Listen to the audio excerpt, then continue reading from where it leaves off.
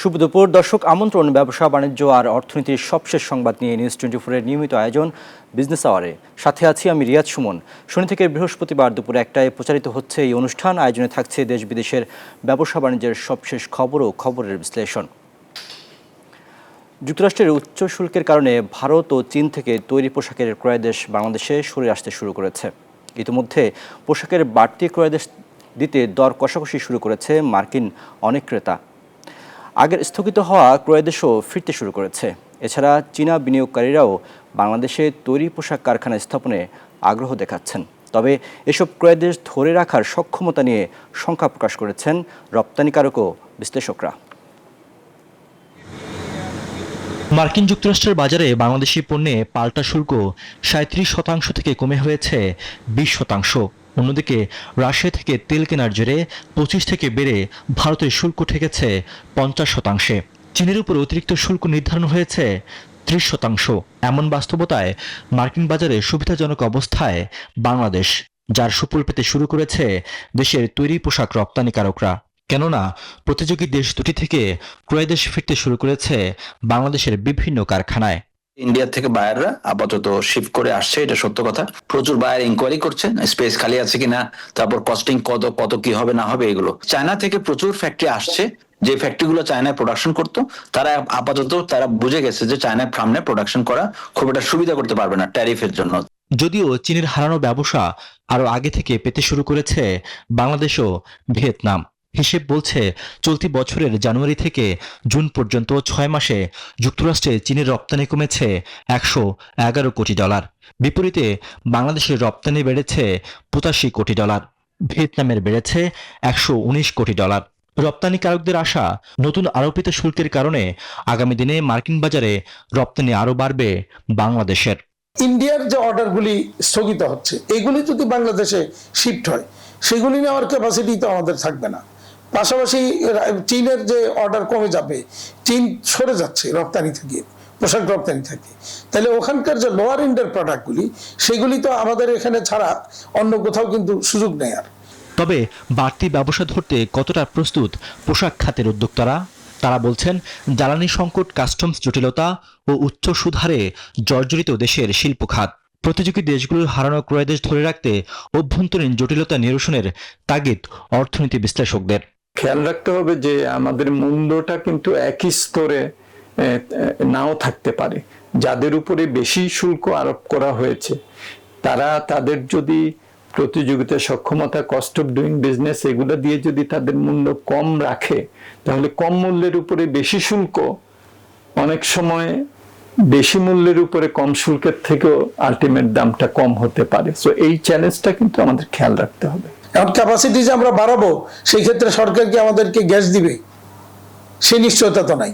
যুক্তরাষ্ট্রের বাড়তি শুল্ক আরোপ করা দেশগুলো উৎপাদনশীলতা বাড়ানো এবং দর কষাকষি করে মূল্য কমাতে পারলে এই সম্ভাবনা নাও থাকতে পারে বলে মনে করেন অর্থনীতি বিশ্লেষকরা। রিয়াজ সুমন, নিউজ 24, ঢাকা। দর্শক, পোশাক খাতে বাড়ছে ক্রয়দেশ এবং সক্ষমতা বৃদ্ধির চ্যালেঞ্জও আছে। এই বিষয়টি নিয়ে আজ আমরা আলোচনা করতে চাই। প্রতিবেদন আমরা দেখছিলাম, এই খাতে আসলে বড় ধরনের একটি সুখবর আসছে। তবে এখানে প্রতিবন্ধকতাগুলো কিভাবে সেগুলো মোকাবেলা করা যাবে এবং ক্রয়দেশ ধরে রাখার চ্যালেঞ্জগুলো কোথায় কোথায়, এই বিষয়গুলো নিয়ে আমরা আজ আলোচনা করতে চাই। আমাদের সাথে দুজন অতিথি যুক্ত হবেন।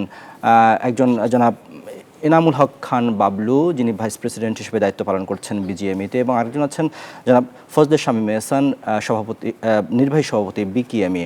দুজনকে স্বাগত জানাচ্ছি আমাদের আজকের আলোচনায়। শুরুতে জনাব ইনামুল হক, আপনার কাছে যেতে চাই। আপনি জানেন যে আমরা ইতিমধ্যে 20% শুল্কের একটি আমাদের বাংলাদেশের জন্য নির্ধারণ হয়েছে। তো সেই ক্ষেত্রে আসলে এই জায়গাতে শুরু করতে চাই যে এই যে শুল্ক আমরা যেটা নির্ধারিত হলো, এটি থেকে আসলে আমাদের এখন উৎপাদনের জন্য আমাদের চ্যালেঞ্জ কতটুকু রয়েছে এবং কিভাবে আমরা আসলে সামনে রপ্তানি ধরে রাখতে পারি। জি, ধন্যবাদ নিউজ 24-কে। আমাদের যে 20% আমরা পেয়েছি, এটা হচ্ছে একটা, আমি যেটা মনে করি যে এভরিথিং ইজ সাময়িক। যেমন India is 25+25, that is also সাময়িক। এই ট্রেড নেগোসিয়েশন কিন্তু চলছে, it can change any time. যে কোনো সময় কিন্তু জিনিসটা চেঞ্জ হতে পারে। যেমন চায়না চায়নাতে আমরা জানি যে সমস্ত এই ট্রেড ব্যারিয়ার্স এবং ট্রেড ট্যারিফ আর যে আরোপ করা হলো, সবকিছু শুরু হয়েছে কিন্তু চায়নাকে নিয়ে। কিন্তু সেই চায়নাতে কিন্তু এখন পর্যন্ত ওদের কোনো ফিক্সড ইয়ে হয় না। ওদের কিন্তু আগে যে 30% ছিল সেটার আবার 3 মাসের জন্য এক্সটেনশন হয়েছে। সো ওরা কিন্তু অ্যাডেড ট্যারিফ কিন্তু 3 মাসের জন্য স্থগিত থাকলো। তো এই জিনিসটা কোয়াইট কনফিউজিং, মানে চায়নার ব্যাপারে কিন্তু কোয়াইট সদয় আমাদের ট্রাম্প মহোদয়। তো আমরা এখন বাংলাদেশে আর ইন্ডিয়া, ভিয়েতনাম, আমরা তাদেরকে নিয়ে আছি। স্পেশালি আমরা নতুন কিছু দেখছি, নতুন কিছু চেঞ্জেস, যেমন ইজিপ্টে কিন্তু প্রচুর অর্ডার তৈরি হচ্ছে বা ভালো একটা মুভমেন্ট দেখা যাচ্ছে ইজিপ্টে। Cambodia is doing good. এখন আমার কথা হচ্ছে যে অর্ডার গুলো যদি বাংলাদেশে আসে, যেটা একটু আগে হাতেম ভাইয়ের বক্তব্যে শুনলাম, যে আমাদের কি ক্যাপাসিটি আছে শুধু ইন্ডিয়ারটা নেয়ার। আমার কিন্তু সত্যি আমি হাতেম ভাইয়ের সাথে একমত। এখানে যে পরিমাণ অর্ডার শিফট হওয়ার পসিবিলিটি আছে সেটা কি আমরা নিতে পারবো? কারণ আমাদের কিন্তু অনেকগুলো চ্যালেঞ্জ রয়ে গেছে আমাদের সেক্টরে। আমাদের সেক্টরের চ্যালেঞ্জগুলোর মধ্যে প্রাথমিকভাবে আমরা যেটা বলি যে আমাদের জ্বালানি সংকটটা আমরা যদি কাটিয়ে উঠতে না পারি, তাহলে কিন্তু আমাদের একটা মেজর চ্যালেঞ্জ। ইলেকট্রিসিটি অনেক ইমপ্রুভ করেছে, কিন্তু গ্যাসের ব্যাপারে আমি সন্দিহান। আমি জানি না গ্যাসের ব্যাপারে কি হবে। আমরা জানি যে গ্যাস কিন্তু অ্যাভেলেবেল না, আমাদের বাংলাদেশে কিন্তু পর্যাপ্ত পরিমাণ গ্যাস অ্যাভেলেবেল না। তো সেই কারণে এই এনার্জিটা যে সমাধান হয়ে যাবে ওভারনাইট, কোনো সম্ভাবনা আমি দেখি না।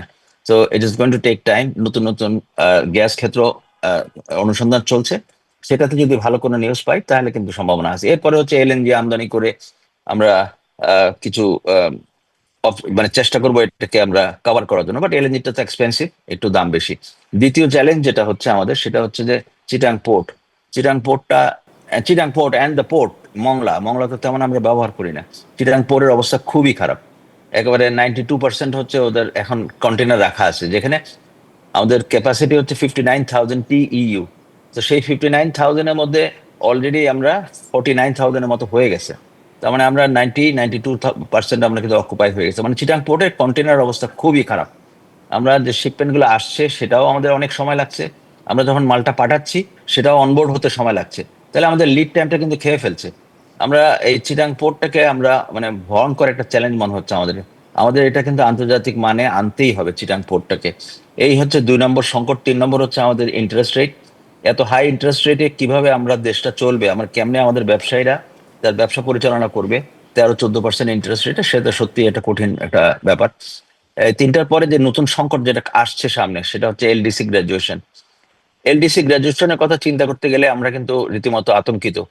আমাদের we are not ready for LDC graduation right now. আমি মনে করি যে আমাদের 3 থেকে 4 বছর এখন শিফট করা দরকার। সো এই 4টা সমস্যা আমাদের এই মুহূর্তে সামনে আছে। নতুন অর্ডার আসছে, আমরা অ্যাকোমোডেট করার জন্য তৈরি হচ্ছি, কিন্তু এই সংকটগুলো আমাদের কাটিয়ে উঠতে হবে ঠিক মতো আমরা অর্ডারকে সুযোগটা কাজে লাগাবার জন্য। জানতে চাই এই যে আহ, জনাব ফজলে শাহ মেহসান, আপনার কাছে জানতে চাই যে আমরা যে 20% পেয়ে আমরা বলেছি যে আমরা আমাদের দেশের ব্যবসায়ীরা বা বিশেষ করে রপ্তানি খাতের যারা যারা জড়িত তারা বলছেন যে আমরা একটা স্বস্তির জায়গায় এসেছি এবং রপ্তানি করতে আমাদের খুব বেশি বড় বেগ পেতে হবে না। তো সেই জায়গাটাতে আসলে এখন আপনারা কি দেখছেন, এবং একই সাথে যখন ভারত থেকে বা চীন থেকে বাংলাদেশে ক্রয় দেশ আসা শুরু করেছে বা সম্ভাবনা তৈরি হয়েছে, সেই জায়গাতে আমাদের প্রস্তুতি এবং আমরা এখন কি করতে পারি? ধন্যবাদ। আসলে 20% পেয়ে আমরা স্বস্তির জায়গাটা এটা আমরা বলি নাই। আমরা বলেছি যে অন্য দেশের তুলনায় আমাদের বৃদ্ধি না হওয়াতে আমরা আমাদের প্রতিযোগিতার সক্ষমতাটা হারাই নাই। আপনি যদি বলি যে আগে আমরা এবারে যে 16%, 16.5% আমরা ট্যাক্স আমাদের ছিল, আমাদের যে গুডস গুলো আমরা এক্সপোর্ট করতাম নর্মালি, সেগুলোতে এখন আমাদের 36% দিতে হবে।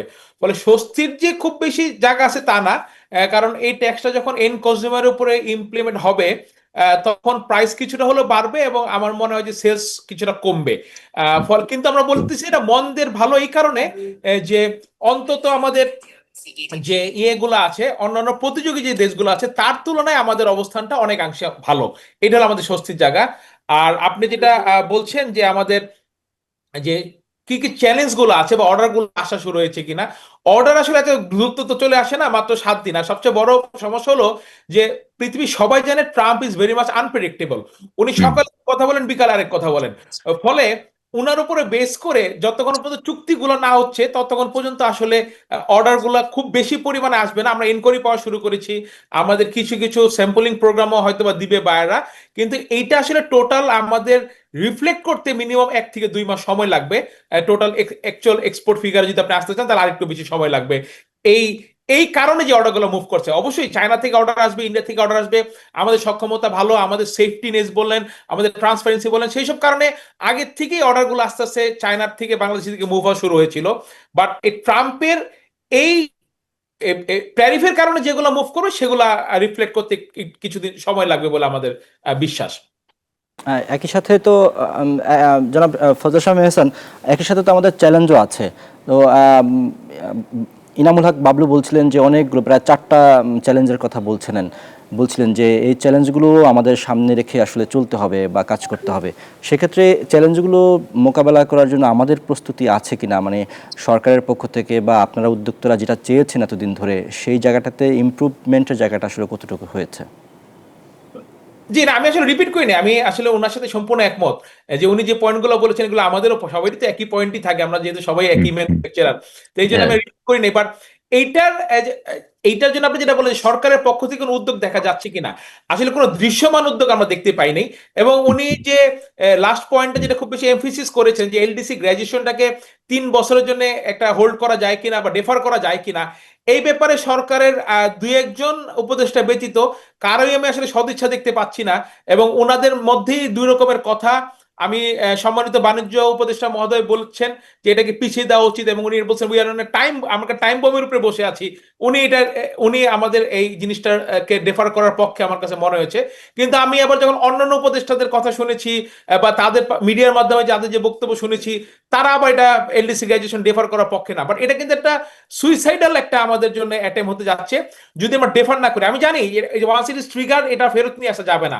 ফেরত নিয়ে আসা না গেলেও আমাদের 2026-কে যদি আমরা 2029 পর্যন্ত নিতে পারি, এবং 29-এর পরে যদি আমরা 3 বছরের জন্য একটু গ্রেস পিরিয়ড পাই, মানে আমরা 2032 পর্যন্ত যদি আমরা সময় পাই, তাহলে মনে হয় যে আমরা অনেকখানি গুছিয়ে ওঠার সময় পাবো।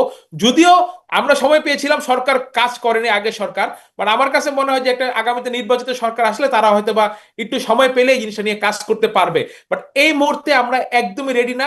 আরেকটা জিনিস আমরা বলি, অনেকেই বলে থাকেন ওই জিএসপি প্লাস, এটাকে সম্পূর্ণ মাথা থেকে সরে নিয়ে আমাদের কাজ করতে হবে। কারণ জিএসপি প্লাসে যে সেফগার্ড মেজার দেওয়া আছে আর্টিকেল 29 আন্ডারে, তাতে আমাদের বাংলাদেশ থেকে রপ্তানিকৃত প্রায় 90% কাছাকাছি পণ্য এইটার আওতায় পড়বে না।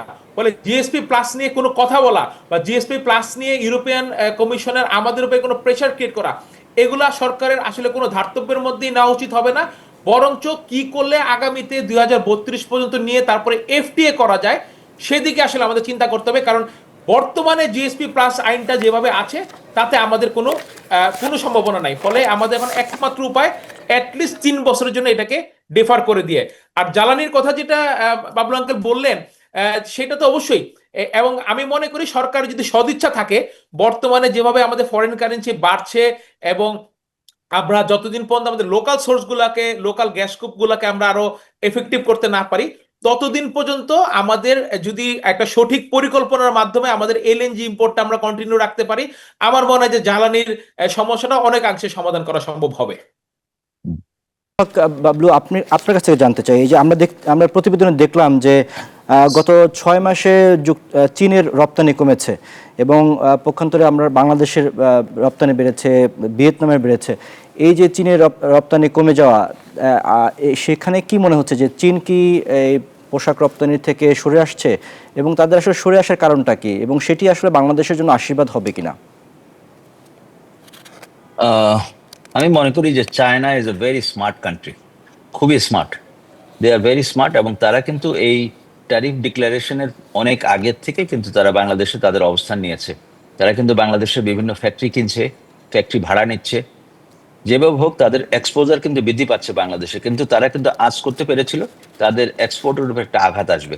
সো চাইনিজ পিপুল তারা কিন্তু ওই ট্যারিফের প্রায় আমার মনে হয় লাস্ট 6 মাস আগের থেকে কিন্তু তারা already they have started shifting to Bangladesh. 6 মাস বলবো কারণ আরো বেশি।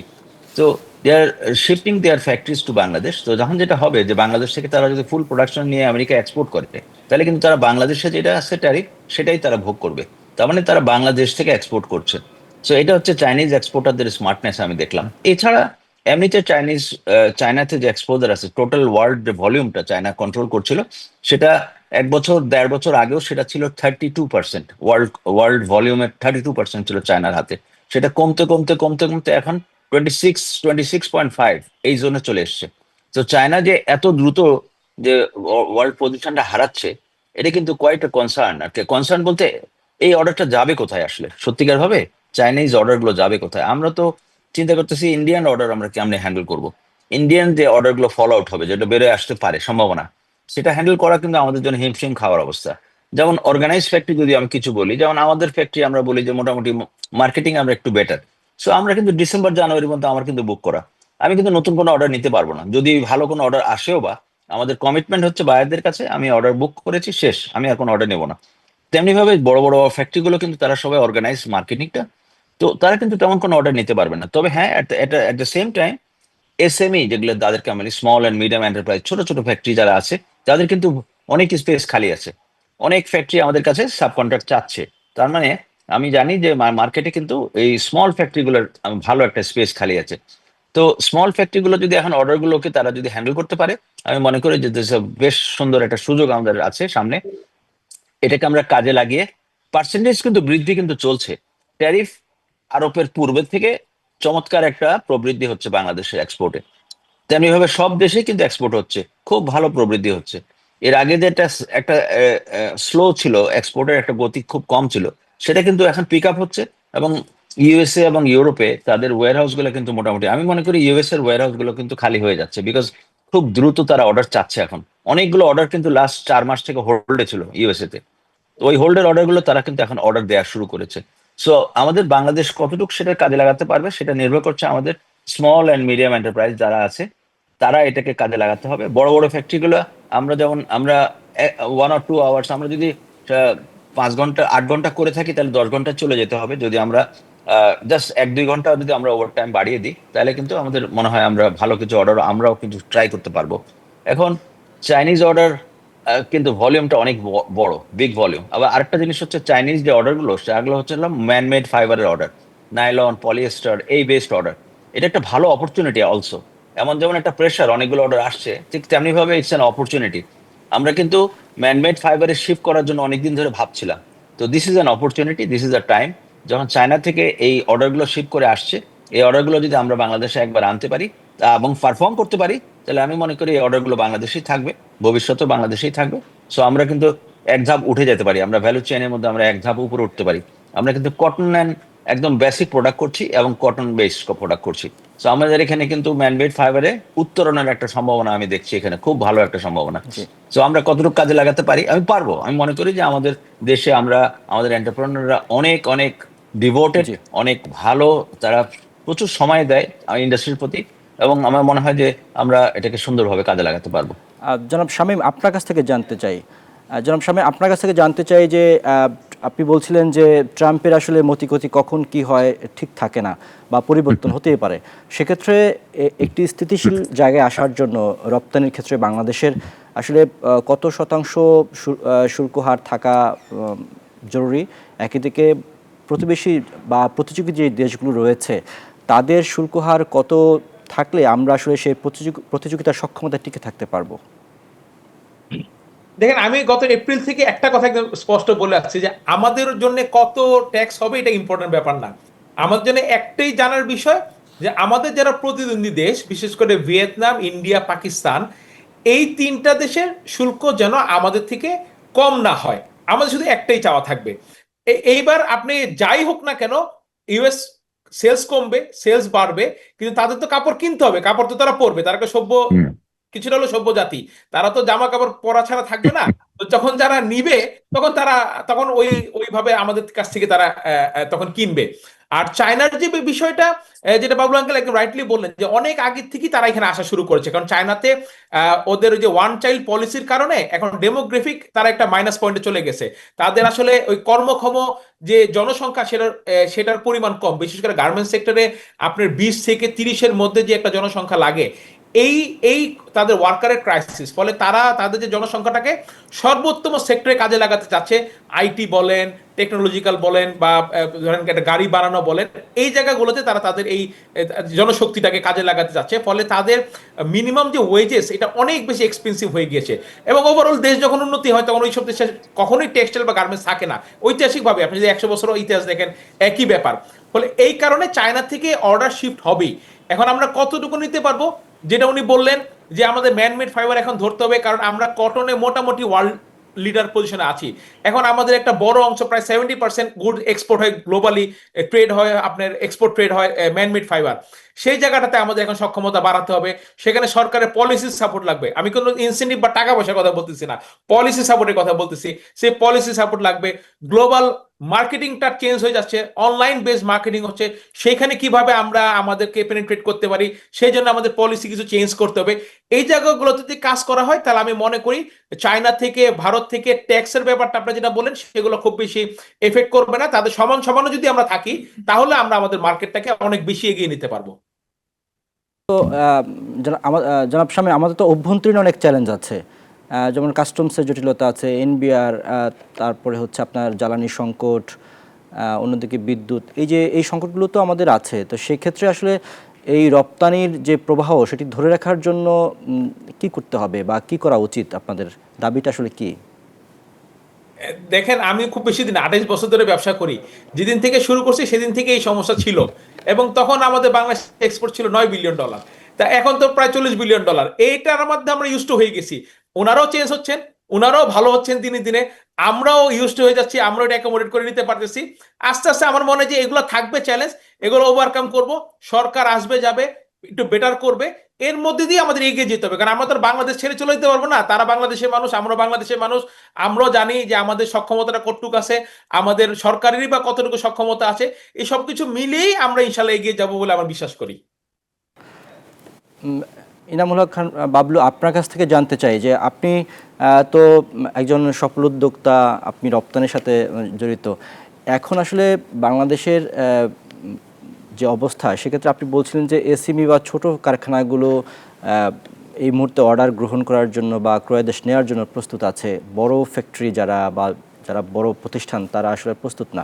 কিন্তু একটা বিষয় তো গুরুত্বপূর্ণ এখানে, যে মান বা কোয়ালিটি সম্পূর্ণ প্রোডাক্ট সরবরাহ বা রপ্তানি, সেই জায়গাটাতে আসলে যদি ছোট ফ্যাক্টরিগুলোতে এই অর্ডারগুলো আসে, তারা কি সেই মান ধরে রাখতে পারবে? কারণ মানের উপরেই তো আসলে অর্ডার ধরে রাখা বা ভবিষ্যৎ বাজার নির্ভর করে। জি, থ্যাংক ইউ। আমাদের এই স্ট্যান্ডার্ড নিয়ে কিন্তু কোনো কম্প্রোমাইজ নেই। এটা ছোট ফ্যাক্টরি হোক, বড় ফ্যাক্টরি হোক, বায়ারদের সাথে আমরা যখন কাজ করি, ইন্টারন্যাশনাল কাজগুলো করতেছি, একটা ইন্টারন্যাশনাল স্ট্যান্ডার্ড বলে একটা কথা আছে। আমার ছোট ফ্যাক্টরি, বড় factory, it doesn't matter. Every factory must comply with international standard. আমাদের কিন্তু সবার এটা বাধ্যতামূলক। যেমন পরিবেশ বা গ্রিন সার্টিফিকেশন বা সেফটি স্ট্যান্ডার্ড, কোথায় কোনো কম্প্রোমাইজ নেই। ছোট ফ্যাক্টরি কম্প্রোমাইজ, ওদের ফায়ার এক্সটিংগুইশার লাগবে না, no. Everything will be required. এখানে কোনো ছাড় বলে কিছু নাই। ছোট ফ্যাক্টরি যেটা সেটা রিকোয়েস্ট, সেটা হচ্ছে গভর্নমেন্টের কাছে, যে ছোট ফ্যাক্টরিগুলো সবসময় কি হয়, তাদের কিন্তু ফাইন্যান্সিয়াল একটা সংকটে থাকে। কম্প্রোমাইজ, স্ট্যান্ডার্ড নিয়ে কোনো কম্প্রোমাইজ নেই, স্ট্যান্ডার্ড মেনটেন করতে হবে, এটা আমি বলে গেলাম। কিন্তু আরেকটা কথা হচ্ছে, ছোট ফ্যাক্টরিগুলোর কিন্তু গভর্নমেন্টের হেল্প, পলিসি সাপোর্ট এবং কিছু ইনসেন্টিভ লাগবে। যদি আমরা ছোট ফ্যাক্টরিগুলোকে কিছু ইনসেন্টিভ দিতে পারি, আমরা কিন্তু অনেক ভালো একটা অ্যাডভান্টেজ দিতে পারবো। তো এইটা আমার মনে হয় আমাদের গভর্নমেন্টের খুব ভালো করে চিন্তা করা দরকার। এসএমই ফ্যাক্টরিগুলোকে আমরা কিভাবে ফাইন্যান্সিয়াল সাপোর্ট দিতে পারি, কেমন করে ইনসেন্টিভ আমরা কিছু বাড়াতে পারি, এটা কিন্তু আমাদের এখন এই মুহূর্তের সময়ের দাবি আর কি।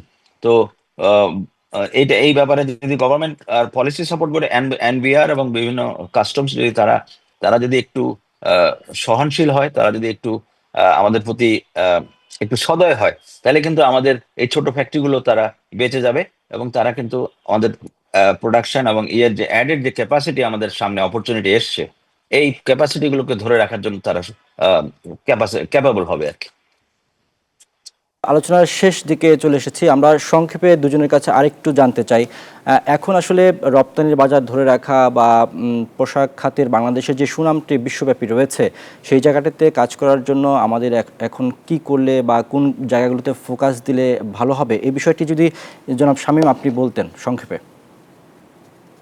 জি, আমাদের আসলে এখন যে কাজটা করতে হবে, আমি আব্দুল আঙ্কেলের সাথে সম্পূর্ণ একমত। যে প্রথমত হলো যে ব্যাংকিং সেক্টরে এসএমএস গুলাকে একটু সহযোগিতা করতে হবে, তাহলে তারা দাঁড়িয়ে যাবে এবং এই বড় বড় যে অর্ডার গুলা তাদের করার এই সক্ষমতা তৈরি হবে এবং আমাদের দেশের রপ্তানি বাড়বে প্রথমত। আর দ্বিতীয়ত আপনি যেটা বললেন আমাদের কি করা উচিত, এখন আমি আসলে আমার যারা উদ্যোক্তা কলিগ আছে তাদের প্রতি আহ্বান করব যে এখন অনেক অর্ডার ঢুকবে, সাবধানে অর্ডার নিতে হবে এবং প্রাইসটা কম্প্রোমাইজ করা যাবে না। আমি বলছি না আমরা খুব ওভার প্রফিট করবো আমরা, কিন্তু আমাদের ন্যায্য প্রাইস যেটা অ্যাটলিস্ট ফেয়ার প্রাইসটা যেন আমরা ইনশিওর করতে পারি বাইরের কাছ থেকে। এই সুযোগ হারালে আবার ভবিষ্যতে কবে আসবে আমরা জানি না। মিস্টার ট্রাম্প আমাদেরকে এই সুযোগটা কিছুটা সৃষ্টি করে দিয়েছেন, এখন আমাদের ন্যায্য প্রাইসটা বাইরের কাছ থেকে নিতে হবে, এইটা যেন সবাই আমরা মাথায় রাখি। জনাব বাবলু, আপনি যদি একটু বলতেন এই বিষয়ে যে আমাদের এই সক্ষমতা ধরে রাখা এবং রপ্তানির প্রবাহটাকে ধরে রাখার জন্য আসলে এখন আমরা কিভাবে প্রস্তুতিটা নিতে পারি বা প্রস্তুতির ঘাটতিগুলো নিয়ে সরকার কিভাবে আপনাদেরকে সহযোগিতা করতে পারে?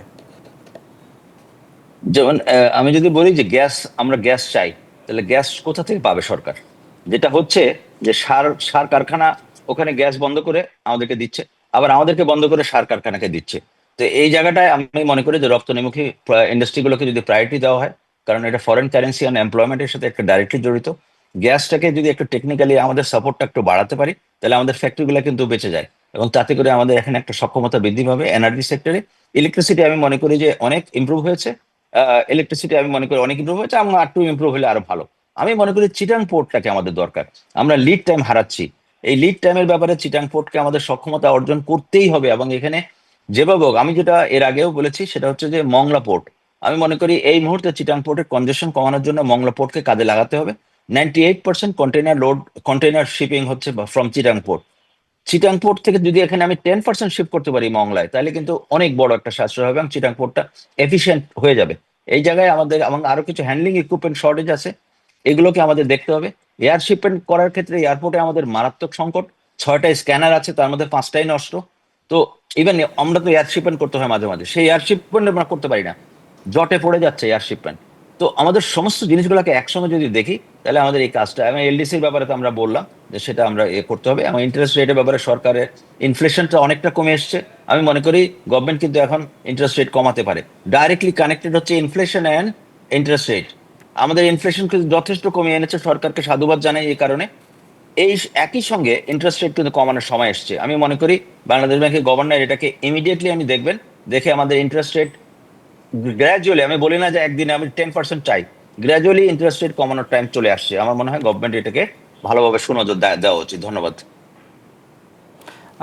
জনাব ইনামুল হক বাবলু এবং ফজলে শামীম হাসান, আপনাদের দুজনকে অসংখ্য ধন্যবাদ আজকে আমাদের আলোচনায় যুক্ত হওয়ার জন্য। আপনাদের কাছ থেকে আসলে আমরা জেনেছি যে পোশাক খাতে যে ক্রয়াদেশ বাড়ছে, সেটির আবার যে সক্ষমতার বৃদ্ধির যে চ্যালেঞ্জগুলো আছে, চ্যালেঞ্জগুলো নিয়ে আপনারা বলছিলেন। আশা করি আপনাদের এই চ্যালেঞ্জগুলো নিয়ে যারা দায়িত্বশীল বা সরকারের কর্তৃপক্ষ তারা এই বিষয়গুলো নিয়ে কাজ করবেন। দুজনকে আবারও অসংখ্য ধন্যবাদ আমাদের সাথে আজকে যুক্ত হওয়ার জন্য। Thank you. দর্শক, এরই সাথে সময় হলো একটি বিরতির, ফিরব কিছুক্ষণের মধ্যেই, সাথেই থাকুন। দর্শক, বিরতির পর আবারও আমন্ত্রণ বিজনেস আওয়ারে। রাজধানীর আইসিবিতে শুরু হয়েছে বাংলামেড এক্সপোর 4র্থ আসর। সেখানে আছেন সহকর্মী মরিয়ম আজিজ মৌরিন। সরাসরি যুক্ত হব তার সাথে। মরিন, এই যে আসরটি শুরু হয়েছে, সেখানে আসলে এবার কোন বিষয়গুলোকে গুরুত্ব দেওয়া হয়েছে এবং সবশেষ অবস্থা কি, তাদের আয়োজন ঘিরে যদি একটু আমাদেরকে বিস্তারিত জানাতেন।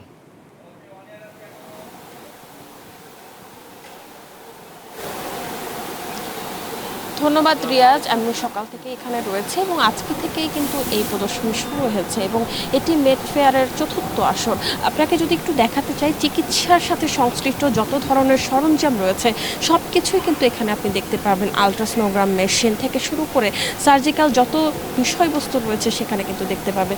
এখানে মূলত আসলে সার্জিক্যাল বিষয়গুলো মানুষের কাছে তুলে ধরা, বিশেষ করে মেডিকেল স্টুডেন্টদের কাছে তুলে ধরার জন্যই কিন্তু এখানে এই প্রদর্শনীটি আয়োজন করা হয়েছে। প্রদর্শনীটি কিন্তু 3 দিন ধরে চলবে এবং এখানে ওটি লাইট থেকে শুরু করে ওটি বেড, সার্জিক্যাল কার্ডিয়াক মেশিন এবং বিভিন্ন ধরনের মানে অত্যাধুনিক প্রযুক্তির মেশিনগুলো কিন্তু রয়েছে, যেখানে আসলে বোঝা যায় যে বাংলাদেশে চিকিৎসা বিজ্ঞান কতটা এগিয়ে যাচ্ছে। এবং আমি এখানে আয়োজকদের সাথে কথা বলে জেনেছি যে এখানে যারা আসবেন তারা কিন্তু এখান থেকে এই পণ্যগুলো কিনেও নিতে পারবেন। যারা ব্যবসায়ীরা আছেন, তারা যারা হাসপাতালে যারা ব্যবসা শুরু করতে চান বা নতুন হাসপাতালের যে সেট গুলো রয়েছে এখান থেকে কিন্তু পারবেন।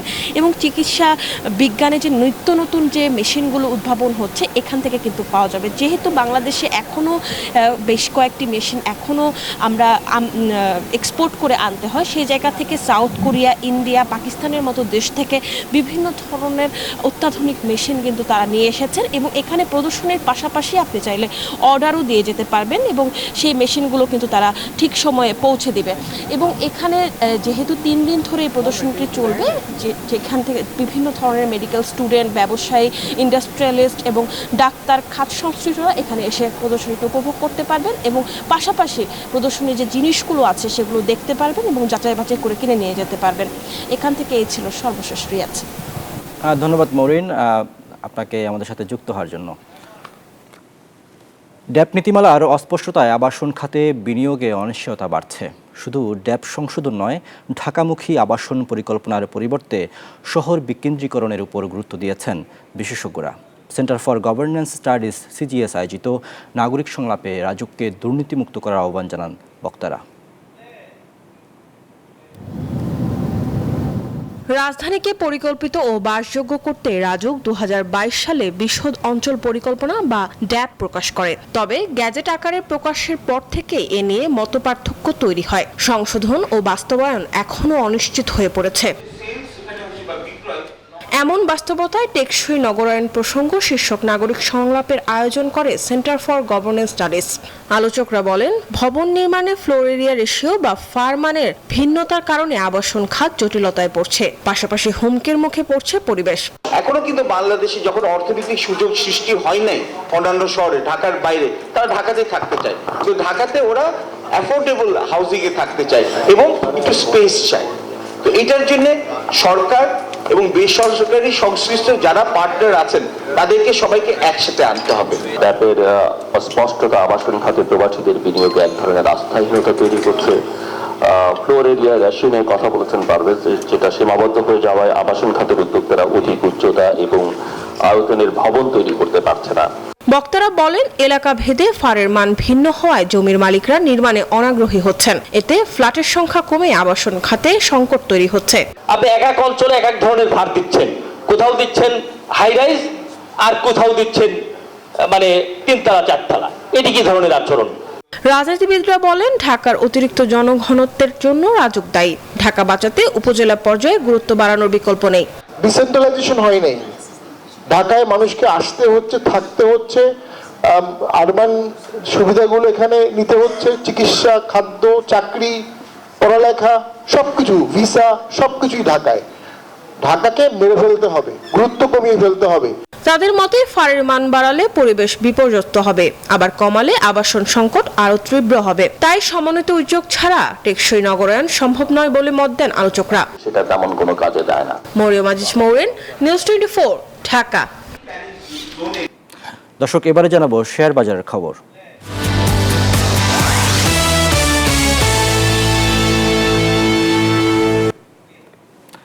দর্শক, শেয়ার বাজারের সবশেষ অবস্থা জানতে চাই, সরাসরি যেতে চাই ঢাকা স্টক এক্সচেঞ্জের ওয়েবসাইটে। এই মুহূর্তে আমরা দেখতে পাচ্ছি যে প্রধান 3টি সূচকের মধ্যে একটি ছাড়া বাকি 2টি সূচকে কিন্তু শেয়ার ঊর্ধ্বমুখী রয়েছে। এই মুহূর্তে আমরা দেখতে পাচ্ছি ডিএস ইন্ডেক্স 10 পয়েন্ট কমে এই মুহূর্তে অবস্থান করছে 5366 পয়েন্টে। একই সাথে ডিএস সরিয়া ইন্ডেক্স সেটি এই মুহূর্তে 0.87 পয়েন্টে বেড়ে এই মুহূর্তে অবস্থান করছে 1178 পয়েন্টে। এছাড়া ডিএস 30 ইন্ডেক্স সেটি 0.94% বেড়ে এই মুহূর্তে অবস্থান করছে 2087 পয়েন্টে। একই সাথে আমরা এখন পর্যন্ত দেখতে পাচ্ছি যে 5,176 কোটি টাকার লেনদেন হয়েছে। কোম্পানির শেয়ারের দাম বেড়েছে 113টির এবং কমেছে 212টি কোম্পানির শেয়ারের দাম এবং অপরিবর্তিত আছে 270টি কোম্পানির শেয়ার। দর্শক, এরপর আমরা জানাতে চাই মুদ্রা বাজারের আপডেট। মুদ্রা বাজারের চিত্র দেখে নিতে চাই। এই মুহূর্তে মার্কিন ডলার সেটি 122 টাকায় ক্রয় হয়ে বিক্রি হচ্ছে 123 টাকায়, ইউরো 135 টাকায় ক্রয়ে বিক্রি হচ্ছে 140 টাকায়, পাউন্ড 155 টাকায় ক্রয় হয়ে বিক্রি হচ্ছে 162 টাকায়, চীনা ইউয়ান 15.50 পয়সায় ক্রয় হয়ে বিক্রি হচ্ছে 17.30 পয়সায়, সৌদি রিয়াল 30 টাকায় ক্রয় হয়ে বিক্রি হচ্ছে 32 টাকায় এবং ভারতীয় রুপি এটি 1 টাকা 38 পয়সায় ক্রয় হয়ে বিক্রি হচ্ছে 1 টাকা 45 পয়সায়। একই সাথে জানাবো স্বর্ণের দাম। স্বর্ণের দামে আমরা দেখতে পাই এই মুহূর্তে স্বর্ণের বাজারে যে চিত্রটি দেখতে পাচ্ছি সেটি 22 ক্যারেটের স্বর্ণ এই মুহূর্তে প্রতি ভরির দাম রয়েছে 1,71,600 টাকা। 21 ক্যারেটের প্রতি ভরি স্বর্ণের দাম রয়েছে 1,63,997 টাকা। 18 ক্যারেটের প্রতি ভরি স্বর্ণের দাম আছে 1,40,399 টাকা এবং সনাতন স্বর্ণের দাম আছে প্রতি ভরি 1,16,126 টাকা। এরপর আমরা জানাবো রূপার দাম। রূপার দামের চিত্র এই মুহূর্তে দেখতে পাচ্ছি। 22 ক্যারেটের প্রতি ভরি রূপার দাম আছে 2,811 টাকা। 21 ক্যারেটের প্রতি ভরি রূপার দাম আছে 2,683 টাকা। 18 ক্যারেটের প্রতি ভরি রূপার দাম আছে 2,298 টাকা এবং সনাতন রূপার দাম 1,726 টাকা। দর্শক, সময় হলো আরও একটি বিরতির। ফিরব কিছুক্ষণের মধ্যেই, সাথেই থাকুন।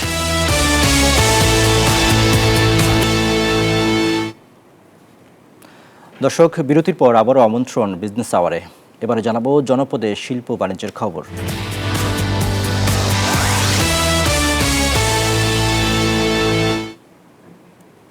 কিশোরগঞ্জের বাজিতপুর উপজেলায় দিন দিন বস্তায় আদা চাষ জনপ্রিয় হচ্ছে। বস্তায় আদা চাষে খরচ কম হওয়ায় পতিত জমি, বাড়ির আঙিনায় আদা চাষাবাদ বাড়ছে। কৃষি বিভাগ বলছে বস্তায় আদা চাষ গত 1 বছরে 3 গুণ বেড়েছে। এবছর প্রায় 18,500 বস্তায় আদা চাষাবাদ হচ্ছে। টিটু দাসের তথ্যচিত্রে দেখুন বিস্তারিত। কিশোরগঞ্জের বাজিতপুর উপজেলার সরারচর ইউনিয়নের একটি আম বাগানের নিচে সারি সারি সিমেন্টের বস্তায় আদা চাষ হচ্ছে। বাজিতপুর উপজেলায় বস্তায় আদা চাষ গত 1 বছরে 3 গুণ বেড়েছে। এই বছর প্রায় 18,500 বস্তায় আদা চাষাবাদ হচ্ছে। কৃষি অফিসারের নির্দেশে আমরা বস্তার মেঝে আদা চাষ করলাম 1000 বস্তা। তো স্যারেরা সহযোগিতা যদি বছর ভালো ফলন হয় তো সামনে আবার বাড়ায় করুন। আদা চাষ করলে অনেক লাভজনক, লাভবান হওয়া যায়। এই হিসাবে বস্তায় আদা চাষ করতে উদ্বুদ্ধ হইলাম আর কি। কালীবাড়ি জায়গা পড়া তাই সবসময় এগুলো আমার কৃষি অফিসাররা দিছে, খরচ দিছে, আমরা পরামর্শ দিছে, এগুলো করছি। তবে বস্তায় আদা চাষ কৃষকদের সার ও বীজ সহ নানা ধরনের পরামর্শ দেওয়ার কথা জানালেন কৃষি কর্মকর্তা। ক্ষতির যে জায়গাগুলো আছে সেই কোনো জায়গায় আসলে এটা খালি রাখার সুযোগ নেই। আমরা সব জায়গায় আসলে এই বস্তায় আদাটা করতে পারি। বাজিতপুর উপজেলায় এই বছর আমরা প্রায় 18,500 বস্তা এই বস্তায় আদা চাষ সম্প্রসারণ করতে সক্ষম হয়েছে, যেটা বিগত বছরের তুলনায় প্রায় 3 গুণ। এবং বর্তমানে যেহেতু এটা অনেক অল্প পরিশ্রম, অল্প পুঁজি এবং অল্প জায়গায় অনেক বেশি ফলন হয়, কৃষকরা কিন্তু অনেক বেশি এই বস্তায় আদা চাষের বিষয়ে ঝুঁকছেন এবং আমরা কৃষি বিভাগের পক্ষ থেকে তাদেরকে সার্বিক পরামর্শ এবং প্রশিক্ষণের মাধ্যমে তাদেরকে উদ্বুদ্ধ করছি। বাজিতপুর উপজেলায় বস্তায় আদা চাষে বিপ্লব ঘটবে বলে আশা সংশ্লিষ্টদের। Desk report, news 24। তিস্তার 3য় দফা বন্যায় শাকসবজি ও রোপা আমন ক্ষেতের ব্যাপক ক্ষতি হয়েছে। পানির নিচে নিমজ্জিত থাকায় রোপা আমন ক্ষেত পচে নষ্ট হওয়ায় দুশ্চিন্তার ভাঁজ পড়েছে তিস্তাপাড়ের কৃষকদের কপালে। কৃষি বিভাগ বলছে ক্ষতিগ্রস্ত কৃষকদের তালিকা করে প্রণোদনা হিসেবে মাসকালাই বীজে প্রদান করা হবে। রবিউল হাসানের তথ্যচিত্র দেখুন ডেস্ক রিপোর্ট। গত 7 দিন আগে উজানের ঢল ও টানা বৃষ্টিতে তিস্তা নদীর পানি প্রবাহ বৃদ্ধি পেয়ে বিপদসীমার 18 সেন্টিমিটার উপর দিয়ে প্রবাহিত হয়। এতে টানা 5 দিন বন্যার পানিতে ডুবে যায় নদী তীরবর্তী অঞ্চলের শাকসবজি ও রোপা আমন ক্ষেত। আমনের চারা বন্যার পানিতে নষ্ট হয়েছে, বালিতে ঢাকা পড়েছে রোপা আমন ক্ষেত। রোয়া তো একবার গাছছি, সব পচে গেছে। এখন আমার বিছনের অভাবে রোয়া লাগাইতে পারছেন না। 2 বার ধান লাগাইলাম, এই কামলার দাম বেশি, বেসনের দাম বেশি, বেসন পাওয়া যাচ্ছে না। এখন এই যে কি খাবো বাল বাচ্চা নিয়ে এই অবস্থা হয়ে গেল। আমাদের এই ক্ষেতটার ক্ষতিপূরণের জন্য আমি সরকারের কাছে এটা আবেদন করলাম। নিমজ্জিত হয়ে নষ্ট হয়েছে 15 হেক্টর জমি। জানায় ক্ষতিগ্রস্ত কৃষকদের দেওয়া হবে প্রণোদনা। যে জমিগুলোতে আমাদের বালু পড়ে গিয়েছে সেই জমিগুলোতে আমরা কৃষকদের তালিকা করছি। সেই তালিকাতে আমাদের এই মৌসুমে মাসকলাই প্রণোদনা আসছে তো মাসকলের প্রণোদনার আওতায় আমরা সেই কৃষকগুলোকে নিয়ে আসার চেষ্টা করছি। কৃষি সম্প্রসারণ অধিদপ্তর জানায় ক্ষতিগ্রস্ত কৃষকদের তালিকা তৈরি করা হচ্ছে। যেগুলো জমি হয়তো নষ্ট একবারে কমপ্লিটলি নষ্ট হয়ে যাবে সেগুলো তারা নতুন করে লাগাবে। প্রাথমিক একটা তালিকা থাকবে, আমরা তো তালিকা করবোই। যদি একবারে নিতান্ত যে জমি যারা একবারে ক্ষতির মধ্যে আসবে সেগুলো আমাদের পরবর্তীতে যদি কোনো সুযোগ সুবিধা আছে সেটা আমরা তাদেরকে নিয়ে আসবো। অস্বাভাবিক বন্যায় ক্ষতিগ্রস্ত কৃষকদের ক্ষতি দ্রুত কাটিয়ে উঠতে কার্যকর উদ্যোগের দাবি স্থানীয়দের। Desk report, news 24। দর্শক, এবারে জানাবো বিশ্ব বাণিজ্যের খবর।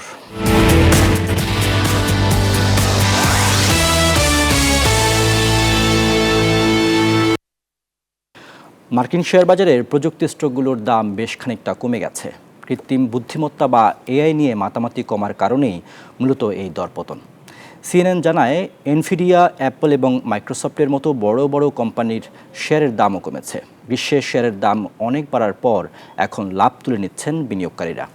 বাজার পর্যবেক্ষকরা বলছেন, বিনিয়োগকারীরা আপাতত সতর্ক অবস্থানে থেকে পরিস্থিতি পর্যবেক্ষণ করছেন।